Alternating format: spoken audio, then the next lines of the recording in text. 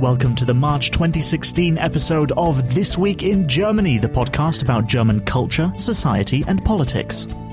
Coming up, why are Germans worried about Britain potentially leaving the European Union? A senior ally of Angela Merkel was accused of threatening a trade war if Britain quits the EU. Olcan will be back with a report on traditional culinary delights from Frankfurt. If you want to know what kind of dish hand cheese with music is, keep listening. I know that the name is a little bit anticlimactic when you think of like the most amazing regional dish of Frankfurt is green sauce. That doesn't wow you, but it is a big deal. And spring has almost sprung. It's time to organize a cycling trip. How about Brandenburg? We'll be taking a look at one of the best places to visit on two wheels. All that plus much, much more besides coming up in this episode of This Week in Germany.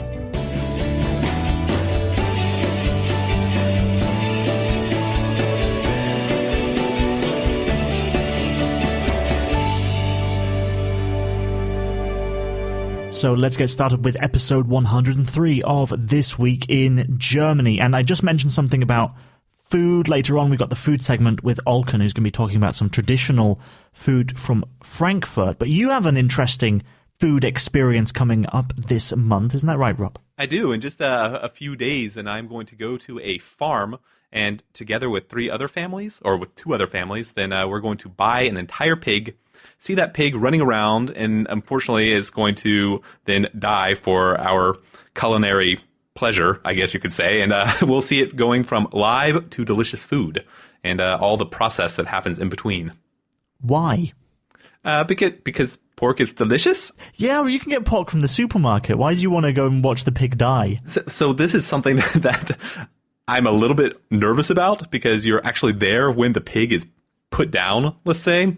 And that's a polite way to put it. Yes, and I am not excited really about that part, but I'm thinking, just being a meat eater, I love eating meat. If I feel like I can't stomach seeing the food actually die, then maybe I'm making the wrong choice. But I feel good. I just want to make sure and reaffirm that I'm okay with eating meat. Okay, well, definitely it's going to be a very interesting experience for you. And Olcan's going to tell us a little bit about it. He's not got any kind of pig slaughtering going on in his segment, but if you're interested to know what they eat in Frankfurt, then listen out for that a little later. But first, when you think of the heartland of blockbuster films, you'd be forgiven for picturing Hollywood, but it's not only Tinseltown that makes some of the world's biggest movies. The Hunger Games, Bridge of Spies, The Grand Budapest Hotel, and V for Vendetta are just a few of the films to be shot in studios in Germany. As if that weren't enough, February saw the hosting of the Berlin International Film Festival, known as the Berlinale. It's the world's biggest film festival in terms of public attendance, with around 500,000 admissions every year. Stars come from around the world to show their movies. George Clooney was the biggest star attending this year. He was at the Berlinale to promote his film Hail Caesar. Let's take a listen. Here at Capitol Pictures, as you know, millions of people look to us for information and uplift and, yes, entertainment. And we're going to give it to them. And action. An army of technicians and actors and top-notch artistic people are working hard to bring to the screen our biggest release of the year. Hail Caesar is a prestige picture with one of the biggest stars in the world, Baird Whitlock. And joining me now is Sarah Harman, who was covering the film festival for Deutsche Welle, Germany's international broadcaster. Sarah, thanks for joining us here on This Week in Germany. Hi, Daniel. It's great to be here. So what makes the Berlinale so important or so special? Well, it's funny you should ask. I mean, I think whether or not the Berlinale is important is highly debatable. You know, the timing of the Berlinale after Oscar nominations but before Oscar announcements actually makes it pretty inconvenient as a film festival. Anyone who's like gunning to get their film Oscar nominated would be really ill-advised to premiere their film at the Berlinale, just because everyone will have forgotten about it by the time Oscar nominations roll around in January. So I don't think in terms of, film festivals, Sundance, Venice, Cannes. I don't think Berlinale is objectively important, but it's certainly important to Germany. The German Culture Ministry sponsors the festival. It's an important event, and it's important for them to draw a lot of big name talent to Germany, also to help promote the German film industry, which is struggling, I think you could say. What makes the Berlinale special is that it's a really audience-driven festival, unlike something like Cannes, which is really for industry professionals. The Berlinale is for the audience. Anyone can go and buy a ticket. They've got kiosks set up on Potsdamer Platz, and you can stop by after work and just see what you can get a ticket to. I spoke to a lot of people in line this year and said, "Oh, are you trying to see the George Clooney movie?" And they said, "No, I don't want to see a big Hollywood movie. I want to see, an international movie that's not going to go into wide release here in Germany. Something where it's my only chance to see it now is here at the Berlinale." So I think that's what makes it special, is the idea that just any old person can buy a ticket. They're like $14, I think, which is cheaper than just going to the movies in New York. And go see a film they might otherwise never get a chance to see. And it sounds like, from what you're saying, that there's a big mix, a big wide range of films there. So you've got the George Clooney, big kind of Hollywood productions, and then you've got the independent films as well. So what would you say your film highlights from the festival this year? Yeah, I mean, Berlinale is always a big funny mix because they really kind of pride themselves on being more about the art house films. This year, I have to say the films were like especially dark and grim. It was like a very Berlinale, if that makes any sense. Not a lot of happiness and fantasy. They kicked things off with Hail Caesar, which is a Coen Brothers film starring George Clooney. This is just basically Hollywood fluff. In fact, it's a tribute to old Hollywood. That was a very enjoyable 2 hours. I walked out with a smile on my face. I felt I learned nothing. Nothing has changed in my life, but I'm not depressed. And as the festival sort of went on, I looked back on that experience as, wow, that was the only movie I saw that didn't make me want to slit my wrists at the end. The German entry, there was one German entry this year called 24 Weeks, and it's about a woman who has a late-term abortion in her 7th month of pregnancy. That was a really strong competition entry. It didn't win or anything, but it went over really well with Berlinale press, especially the domestic press, and I think here in Germany that's quite likely to do well.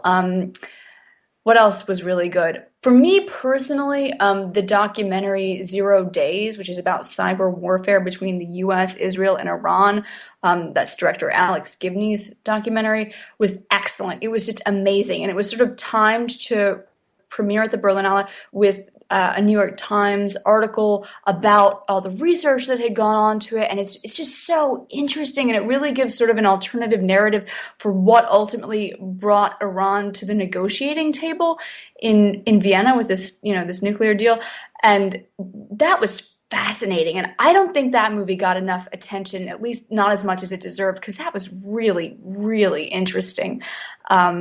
So that would probably be my personal highlight, 0 Days. Another film I'll just do a quick shout out to is Midnight Special, which is sort of a sci-fi movie starring Michael Shannon. And I don't like sci-fi movies, but this really got me. It's just so cool and dark and mysterious, and you're sort of figuring things out with the characters. And it's got Kirsten Dunst, who sort of has been making a comeback in recent years as more of a serious actress. We saw her in the second season of Fargo on Netflix, where she was really excellent.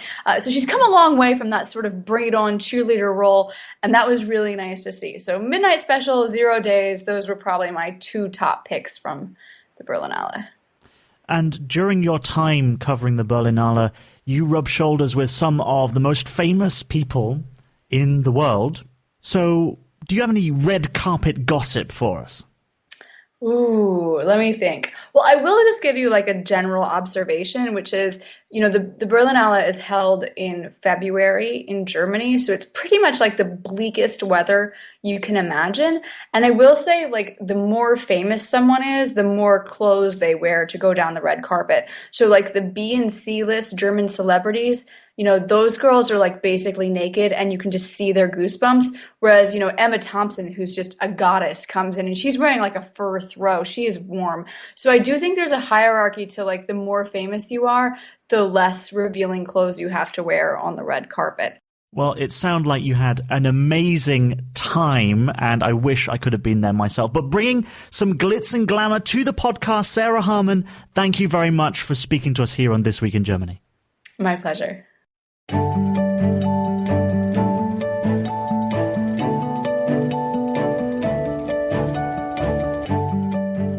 And now for the current news in brief. After the heated New Year's Eve incident in Cologne that involved thefts as well as allegations of sexual assault, the first court case has now convicted a 23-year-old Moroccan man. The man, who applied for asylum in Germany, admitted to the attempted theft of a mobile phone, but said he had no part in the sexual assaults. He was sentenced to a 6-month suspended jail term as well as having a €100 fine. He also apologized to the 20-year-old woman that he took the phone from. At this time, no one has been charged with a sexual assault crime.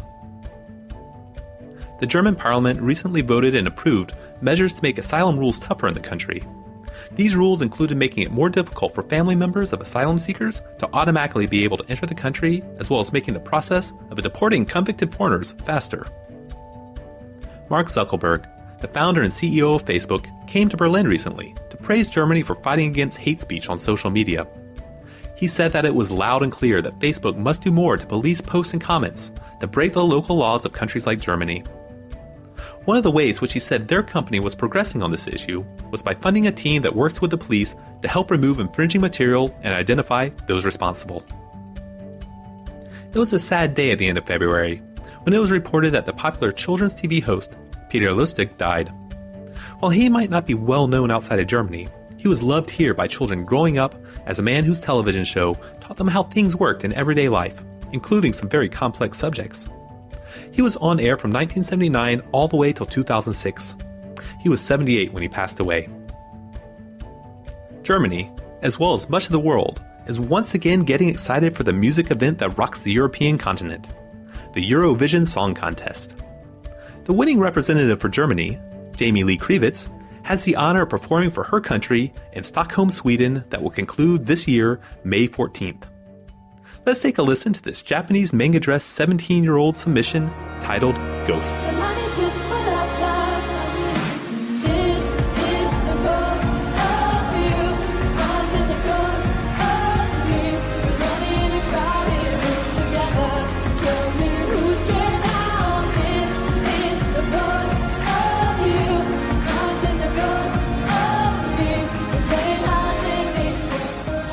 Okay, we're going to look at some news in detail from this month now, and joining me in the studio is Helena Humphrey, freelance journalist. Helena, thank you very much for coming in, as you are doing each month. And we've been having a chat over coffee about the news from this month, and so let's continue that conversation on air. It's not really been the best month for news in Germany, has it? It certainly hasn't, Daniel. You and I, we always chew the fat over a coffee discussing news, and this month some rather sad news, but of course it's something that we do have to talk about. The big story here in Germany, perhaps, is that 11 people, all men aged between 24 and 59, were killed in a horrific head-on train collision on the 9th of February. Now, this accident took place on a single track, rail track in the east, in a town east of Munich, and both drivers, as many of our listeners will already know, of course they've been following this story, were killed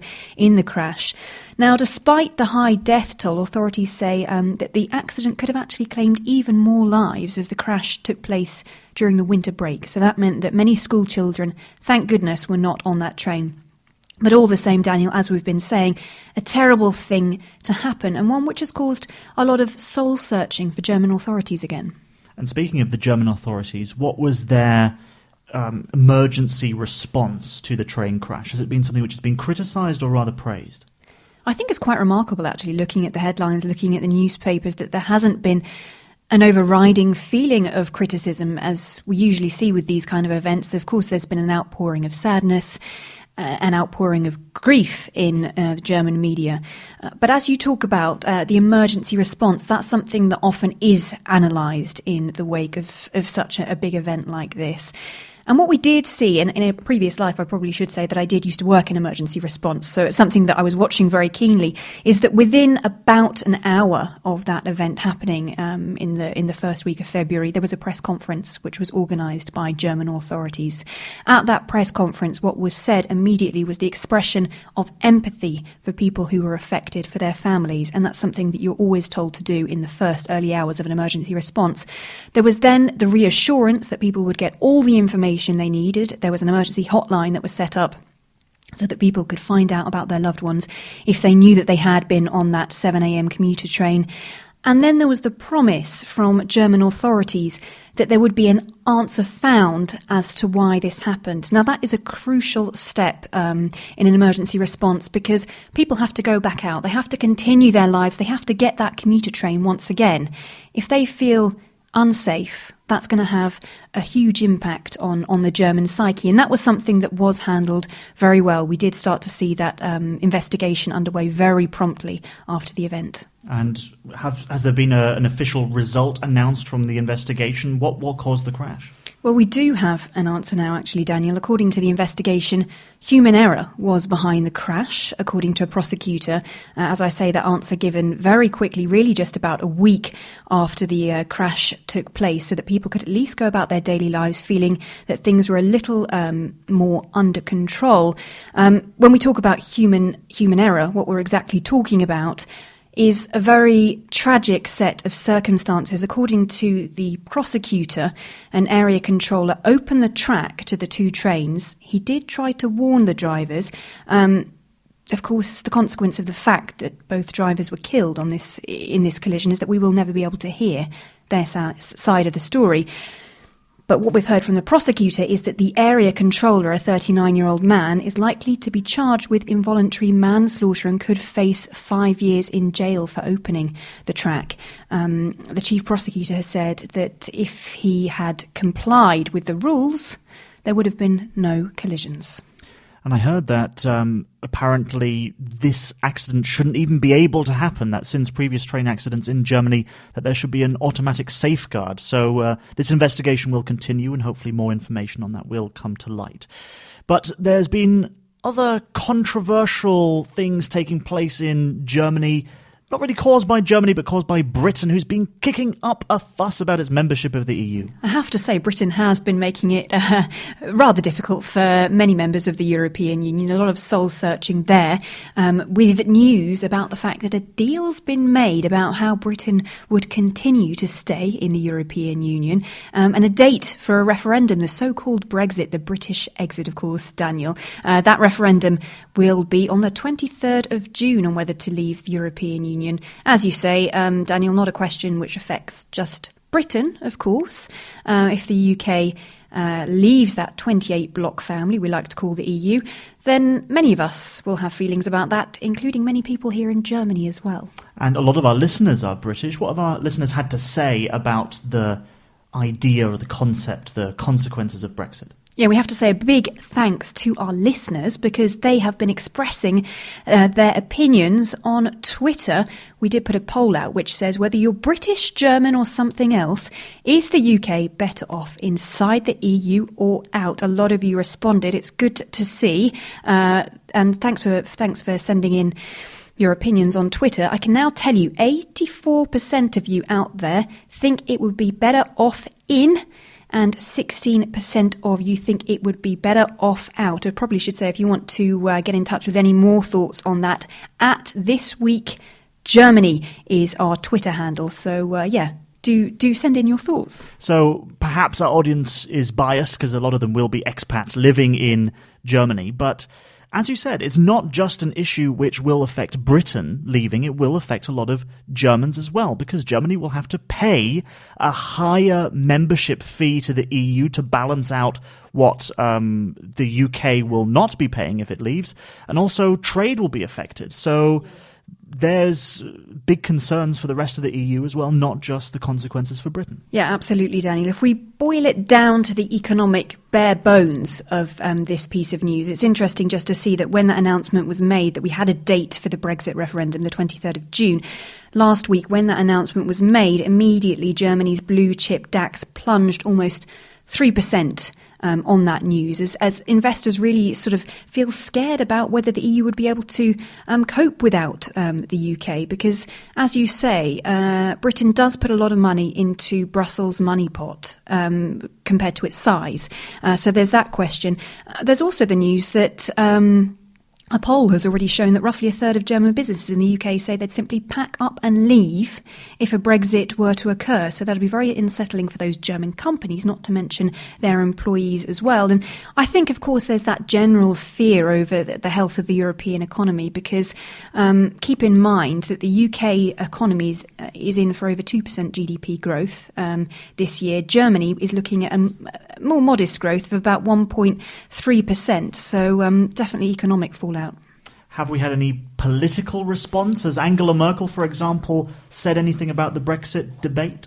Well, I think we've known for a long time that Angela Merkel, the Chancellor, has always said that she will do what she can to keep Britain in the EU. And of course, I've been having a good look at what the papers are saying here in Germany to get a feel for opinion. Now, Germany's right-leaning Welt am Sonntag newspaper said that British Prime Minister David Cameron had actually gone beyond his agenda and reformed the entire European Union in his deal with the EU. He said that Cameron had done the whole union an invaluable service, and other rich countries, particularly in Germany, will profit from the rules allowing the UK to curb welfare tourism. That's according to the paper. I should point out as well, there's been a bit of a diplomatic spat already between Germany and the UK on this issue. Now, that's after a senior ally of Angela Merkel was accused of threatening a trade war if Britain quits the EU. This prominent German MP, Günther Kriechbaum, said the UK cannot survive on its own, and he raised the spectre of a crippling trade tariffs on British exports should the British people vote to leave the Union, which people in the UK, including a Tory, a Conservative MP, said that Germany essentially was threatening a trade war with Britain. That's something that you raised as well, Daniel. And, of course, I think we'll see a lot more of this tit-for-tat to come. It's still a while till the 23rd of June. That's right. That's when the referendum is going to take place in the UK. My final question for you, Helena, which way do you think it'll go? Which way do I think it will go? Britain in, Britain out. Which one will it be? Well, I'm going to put my money where my mouth is. I'm going to say Britain's going to stay in. For the simple reason, I think that there's just going to be too many things that are too tricky if Britain leaves. For one, here's an interesting fact for you already. The head of EasyJet has said that low-cost flights between Britain and London will be a thing of the past if Britain goes. And we know that there's a good feeling between London and Berlin in terms of two-party cities, so we don't want to see that go. But anyway, we'll have to see. You could say it's between certainty of staying in the EU and uncertainty by leaving the EU. That's how a lot of people have put it. Helena Humphrey, thank you very much for joining me in the Twig studio to round up this month's news. My pleasure. Thanks, Daniel. Attention, all you people out there in podcast land. We really enjoy your feedback. And one of the ways you can get in contact with us is you could email us directly, or you could go to our website, thisweekingermany.de. We also have Twitter and Facebook. Any of the ways that you want to get in contact with us, do so, because we really value your opinion. Yeah, all the links are on there, that website. Once again, thisweekingermany.de. There's a contact us button and all of the links for our social media as well. So, Rob, what's your favorite German food, would you say? Ooh, I'm going to have to... Oh, it's not German. I was going to say schnitzel, but that's Austrian, isn't it? I don't know. I'm not sure. You do get Austrian schnitzels, but I think it's Germanic at least. So a bit How about Austrian, Klose? Is Klose German? Like those balls of kind of like gooey potato flour mixed together. They're soft and warm. Sometimes they have something crunchy on the inside. Oh, those things are delicious. You put all this sauce all over it. Oh, I can't get enough. I am a big fan of stuff like currywurst. I like frankfurters as well. Germany has a huge array of anything to do with pork. So if you like pork, then come to Germany. But did you know that different parts of Germany have different cuisines, and there's something that you can eat in the northeast which you won't get in the southwest. That's one of my favorite things about traveling is even within Germany, it doesn't have to be outside Germany. Within Germany, there's so many different foods you can find anywhere. And whenever I travel, that is one of the things I always look out for is something new to try and eat, whether it's just this is like a great looking restaurant or a cafe, or if I go to this area, I have to try this particular food. It's pretty important to me when I travel. All right, Rob. Well, hold that thought, because joining us now in the studio is Olcan Hiller, our roving reporter who's got something on this topic for us this month. Olcan, thanks for joining us in the studio. Hello, thanks for having me back. So you have been on a journey of discovery this month. I have. I was quite recently in Frankfurt am Main, and some friends took me to a very traditional Frankfurt restaurant, and I suddenly discovered that, wow, actually there's so much regional food in Germany that there's nowhere else. Dishes that you can only get in Frankfurt or only get in Berlin, and I suddenly opened my eyes to a culinary experience. So Frankfurt, maybe you could kind of put it into context, kind of where it is, what kind of place it is, and what not people typically associate with Frankfurt. Well, I mean, Frankfurt is the financial capital of Germany, I guess you could say. You know, the ECB is there. It's sort of European Central Bank. Exactly, sorry. And it's in the state of Hessen, which is sort of west, sort of Midwest Germany. And yeah, I mean, generally what people think of Frankfurt food, well, obviously Frankfurter, so the like a hot dog sausage. Yeah. But actually, when you talk about the regional cuisine of Frankfurt, you can actually find some very interesting and strange dishes. So what, for example? Well, I mean, when I went to the restaurant, I looked through the menu, and the first thing that sort of just stood out to me, just purely for the name, was Handkäse mit Musik. Now, translated that into English is hand cheese with music.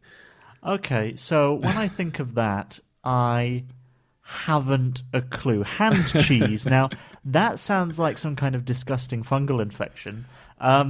You're not far off. No. Harvested from people's hands. But no, maybe is it like cheese made by hand or something? Or yeah, you're pretty much on the ball there. So it's actually a sour milk cheese. So the reason why it's called Handkäse is because when it was first made back in the 1800s was sort of when it really started sort of becoming a dish. They would mold it by hand. So it has a sort of almost like a bar of soap appearance. So it's sort of soapy looking. It looks quite strange. But the interesting part of the name is the music part. So is it like when you cook it, it's kind of like makes squeaking sounds or kind of pops or crackles or something like that? Well, pops are something definitely that's included, but it's pops coming from you after you eat it. Oh! So the famous expression is that when someone asks you, well, where's the music? And they say in German, das Musik kommt später, which is translated, the music comes later.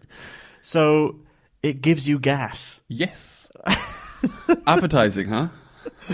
Oh, it makes me want to eat it. So no, that sounds great. So it is a block of cheese, hand-formed cheese? Exactly. So it's about the size of your palm, or the size of your fist, and then it's got raw onions on top, which obviously doesn't help anything. And then it also has caraway seeds on it. Caraway seeds are fennel... Meridian fennel or Persian cumin. Very good.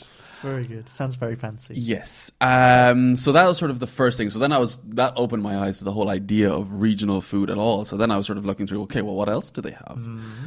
And one of my friends from Frankfurt pointed out to me that the holy grail of Frankfurter food, of Hessen, the piece de resistance is grüne Soße. Green sauce. So yeah. I don't know where to begin. First of all, what is it made out of that makes it green? And why is it kind of the pièce de résistance? Well, I mean, I know that the name is a little bit anticlimactic when you think of like the most amazing regional dish of Frankfurt is green sauce. It doesn't wow you, but it is a big deal. If you go anywhere around Hessen or Frankfurt, you will have actually specially made packs of the herbs. Which can include chives, chervil, borage, parsley, sorrel, garden cress, salad burnet, so many different kinds of herbs. Even, I mean, Sometimes they add in some other local ones like dill, shallots, lemon balm. Is this a meal or is it literally just a sauce? It's a the big sauce. herby sauce. It's made with egg and then quark or mayonnaise, and then these 7 herbs, and you blend them really finely together. And then it's actually traditionally an Easter dish, so which is coming up quite soon. So all over Frankfurt, there will be people having boiled eggs, cut in half, and then you pour this green sauce on top. And this is actually a dish. Wow. So it's a seasonal dish, a regional seasonal dish, because these herbs would only grow around this time of year. So then they would harvest, and you can get these packed packages, so wrapped in paper, sort of as long as sort of your forearm, of all these herbs, and then you go home and you blend them up and you'd make them really fine and mix the mayonnaise and the quark, and then a boiled egg as well. You'd blend that in as well. And then you have more boiled eggs and you pour it on top, and you have this sort of plate of green sauce and eggs. I see. So is it specifically for eating with eggs? As in you chop up a boiled egg and then you pour the sauce over, or can you eat it with lots of different... I mean, a sauce is a sauce. You can eat it whatever you want. But I mean, another traditional way to eat it is definitely with potatoes as well. So just some boiled steamed potatoes and then pour the green sauce on top. It's not a complex dish, but it's a well-loved dish. I mean, matter of fact, it is so well-loved that Frankfurt has the first and only monument to a regional sauce in Germany for this very sauce. World famous. Exactly. What does a monument like that look like? It's a row of greenhouses. Why not? I mean, why not indeed? Well, okay. I mean, it sounds amazing, so I'm not surprised that they made a monument to it. But you have another dish that you'd like to talk about. It's also from Frankfurt? Also from Frankfurt. It's a very Frankfurt-themed food one. So today what I have with me is called Schneegestöber, which means snow flurry. Oh. Now, but this is a Hessener Schneegestöber, sorry. Is it like a McFlurry? With more onions. Oh, that's how I like my McFlurries. Exactly. I always ask for more onions. M&Ms and onions, please. Yeah. So what this is camembert and cream cheese and paprika and onions mixed together. So it's a very simple one. I made the simplest one because I'm not much of a chef. Now this I'm sure will taste lovely. I actually have some with me right now. So what you usually do is you spread it on Bauernbrot, which is like most normal bread, but they actually have milk added in as well, which they normally don't do with German breads. So you spread it on Bauernbrot and, well, yeah, you eat it. So I have a plate of some pieces right here. Very nice. I'm going to try one right now. Lovely. And take that nice piece there. I'm also going to take... So I'm not going to eat this too close to the microphone because that would sound really nasty. So I'm just going to take a bite. He's biting in. He's tasting. It's quite nice. Yeah? Yeah, that's good. I'll have to take a bite myself. Just try my handiwork. Go ahead. So yeah, it's quite oniony, it's quite creamy, quite cheesy. It's a good mix. Goes well with the bread, of course. So yeah, so what's this called again? In German and in English? In German, it's called Hessischer Schneegestöber, which in English means McFlurry. Exactly. No trademark infringement intended. Which means snow flurry, but a Hessen one. So it's a Hessen snow flurry. Because there are other versions of snow flurry, which is quark and fruit, which is a slightly different one, and that's not such a regional dish. Okay, and so talking about these kind of food regions of Germany, so there are lots of different regional dishes around Germany, as you would expect. Different places eat different things, but even across Germany where they eat the same thing, they have different names for it. What's going on there? That's to confuse you. No, so I mean, it's a good point, because I mean, for example, I was looking into this a little bit, and I saw, Blaukraut. What's Blaukraut? Because I've heard of Rotkohl, but what's Blaukraut? Well, first of all, what's Rotkohl in English? So Rotkohl is red cabbage. Okay. Pretty simple thing. Now, I mean, of course, when you have Rotkohl in Germany, it's usually cooked with apples and raisins, and it's an actual hot dish. It's not just a vegetable. But what they call Rotkohl in the north of Germany, so in Berlin and Hamburg and those sort of areas, they call Blaukraut in the south. Now, it's the same dish. So I was like, okay, well, why? But is it red or is it blue? Well, it's neither, actually. It's purple. But back in the Middle Ages, they had no word for purple. So half of the country went, you know what, we're going to call it red. And the other half was, nah, we're going to call it blue. And it's stuck that way ever since. That is really fascinating. So it shows a linguistic divide along the perceptions of how people perceived colour in those days. I mean, it's sort of like the middle-aged meme of that dress with the gold and white. Yes. It's the same thing. It's the dress from the Middle Ages, Exactly. but with food in Germany. Yeah. It's just the same. It's exactly the same, apart from a few things. But there's a few other things where they call them different names as well. Exactly. So what most people would call a donut is a Pfannkuchen. So when John F. Kennedy was in Berlin, he said, "Ich bin ein Berliner." Did Berliners think that he was saying that he was a donut? They didn't. Why is that? Because they call a donut a Pfannkuchen. Ah.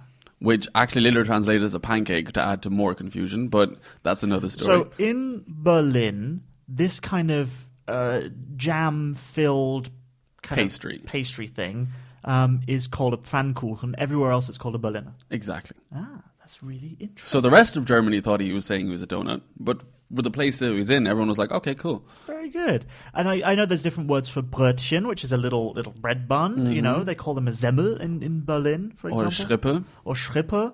And in fact, all over Germany, there's different words for it. So this is the thing, is that what can we learn from this, could you say? From this whole foodie thing?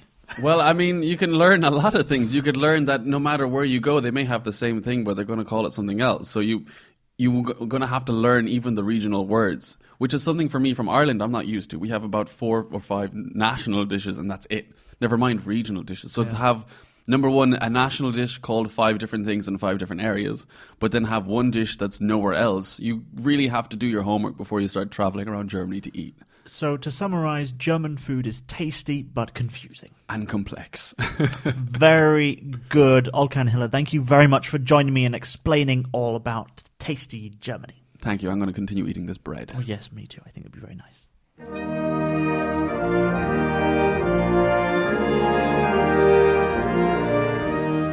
We're going from Frankfurt, which is in the west of Germany, to Brandenburg, which is in the east.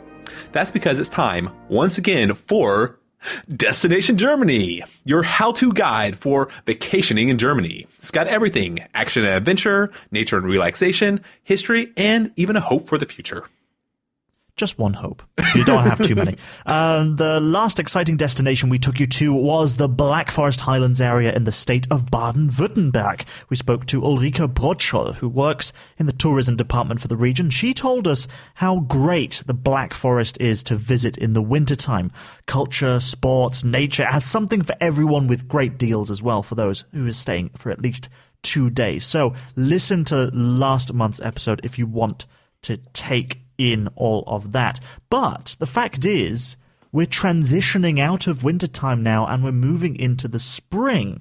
So let's move on to this month's destination. Where are you taking us to now, Rob?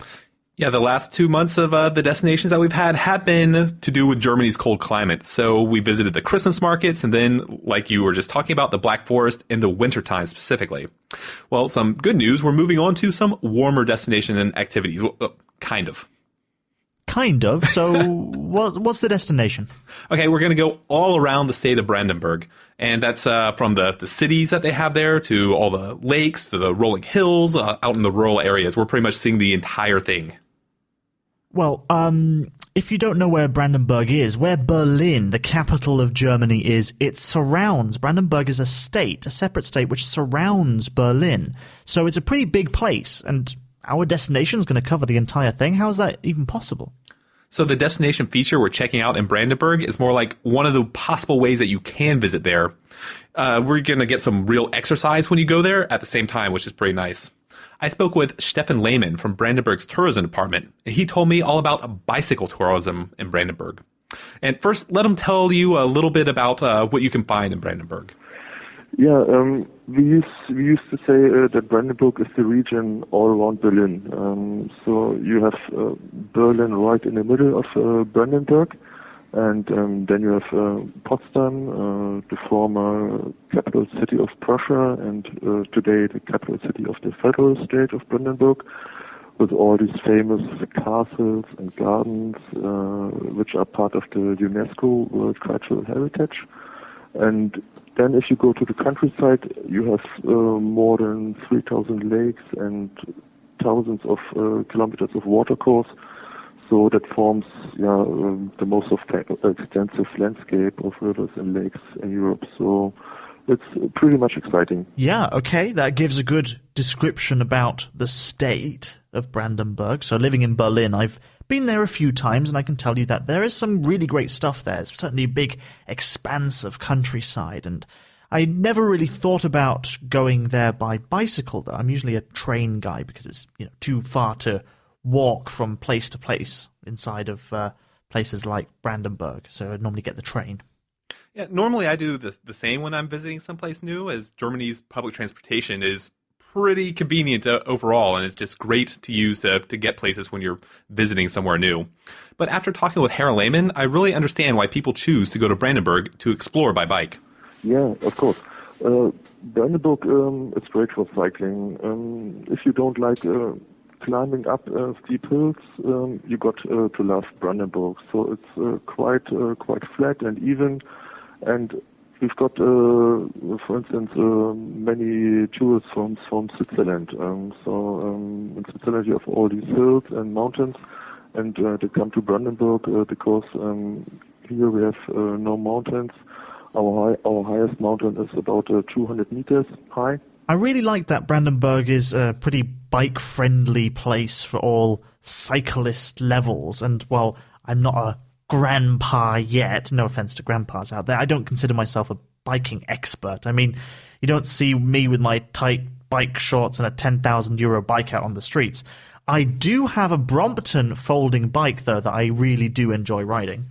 Yeah, I ride my bike pretty much every day. I commute to work with it. I ride around the city, like go grocery shopping, but I am also not any sort of expert biker.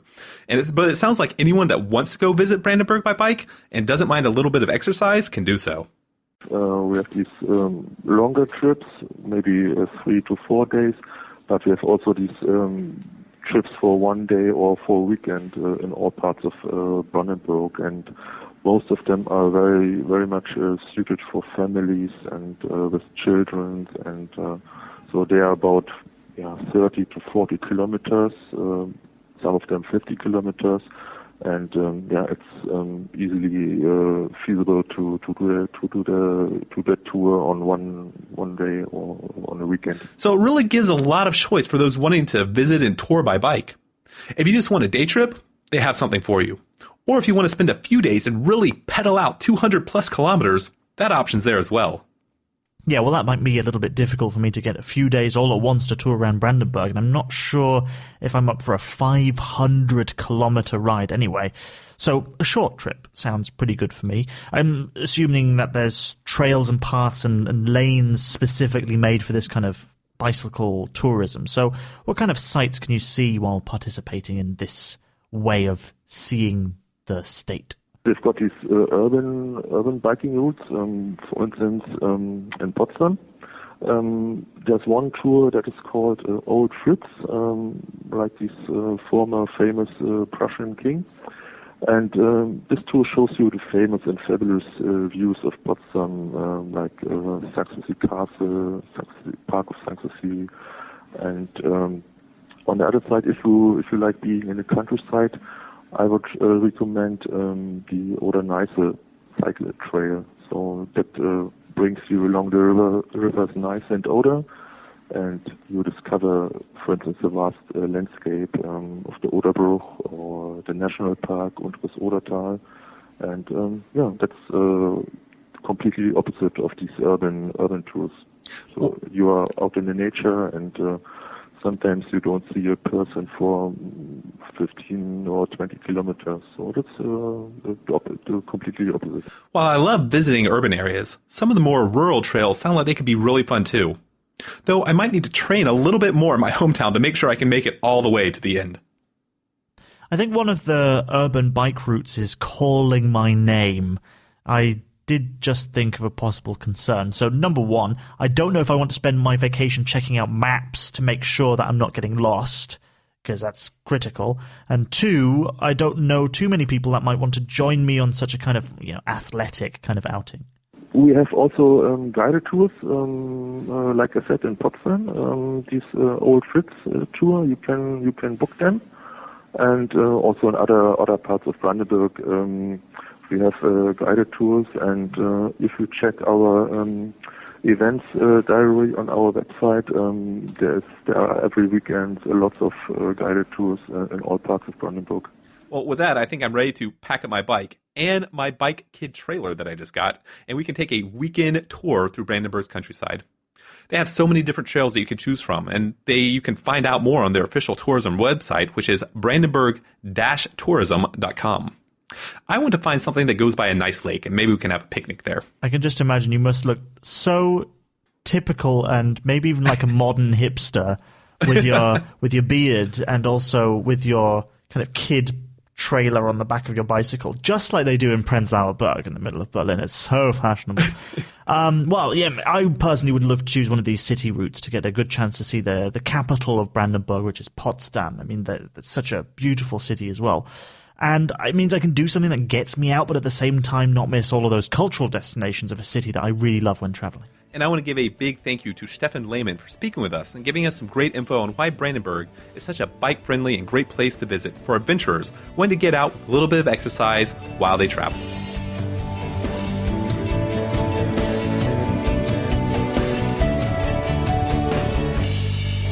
And that brings us to the end of episode number 103. Kicking off our show this month was Sarah Harman, who talked to us about the Berlinale Film Festival. If you want more from Sarah, follow her at Sarah Harman53 on Twitter.